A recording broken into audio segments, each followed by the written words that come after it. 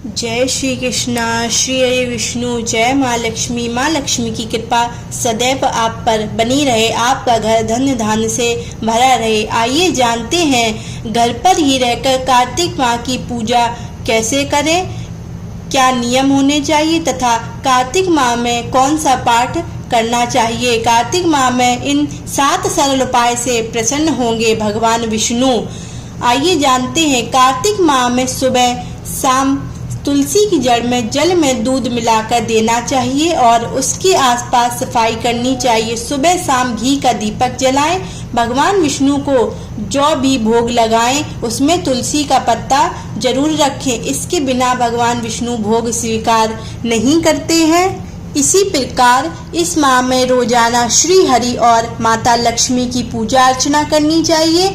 तुलसी के पौधे की उपासना जरूर करें तथा दीपक जलाएं। आवश्यकता अनुसार श्रद्धा अनुसार गरीब लोगों में गर्म कपड़े, अन्न और धन का दान करना चाहिए तथा सूर्योदय से पहले स्नान करना चाहिए और स्नान के जल में गंगा जल मिला लेना चाहिए तथा इन 7 सरल उपाय से प्रसन्न होंगे भगवान विष्णु और माँ लक्ष्मी की बरसेगी आप पर सदैव कृपा बनी रहेगी।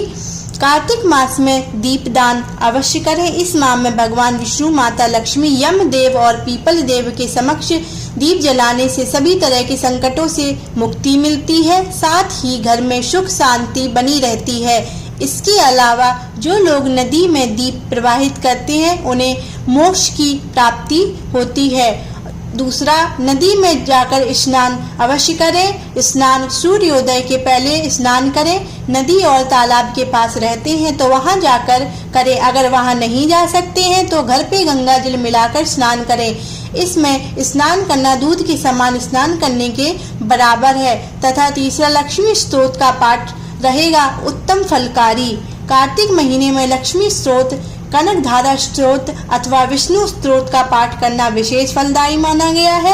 ऐसा करने से देह त्याग के बाद उत्तम लोक में स्थान मिलता है और जब तक धरती पर रहते हैं समृद्धि और सुख प्राप्त होता है। कार्तिक नियमों का पालन करने वाले पुनर्जन्म लेते हैं तो उन्हें उत्तम कुल परिवार में स्थान मिलता है और सुख में जीवन जीते हैं। चौथा, तुलसी में दूध मिलाकर दें जल। कार्तिक मास में सुबह शाम तुलसी की जड़ में जल में दूध मिलाकर देना चाहिए और उसके आसपास सफाई करनी चाहिए। सुबह शाम घी का दीपक जलाएं तथा भगवान विष्णु को जो भी भोग लगाएं उसमें तुलसी का पत्ता जरूर रखें, इसके बिना भगवान विष्णु भोग स्वीकार नहीं करते। साथ ही कार्तिक मास में देव प्रबोधनी एकादशी पर तुलसी विवाह करना भी बहुत उत्तम फलकारी रहता है।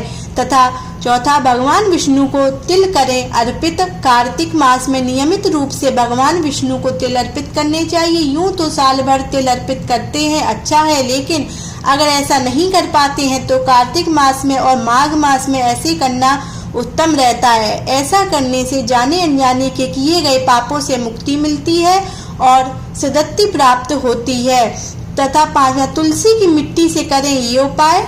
कार्तिक मास में नियमित रूप से जब भी तुलसी में जल देते हैं तो या तो उसकी पूजा करते हैं तो तुलसी की मिट्टी लेकर उसका तिलक करने से मनुष्य के सभी पाप क्षय हो जाते हैं, विवेक और बुद्धि का विकास होता है। तथा 6वां, कार्तिक मास में दान करें अन्न का।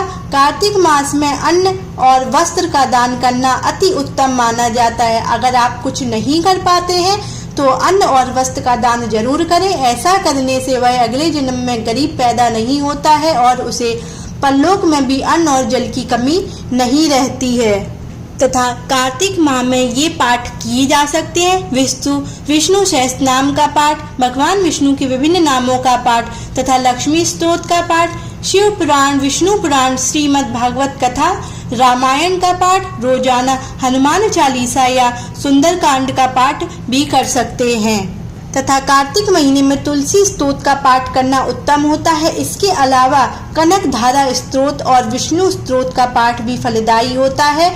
मान्यता है कि इससे मरणोपरांत उत्तम लोक में स्थान की प्राप्ति होती है और धरती पर रहते हुए व्यक्ति सुख समृद्धि को प्राप्त करता है।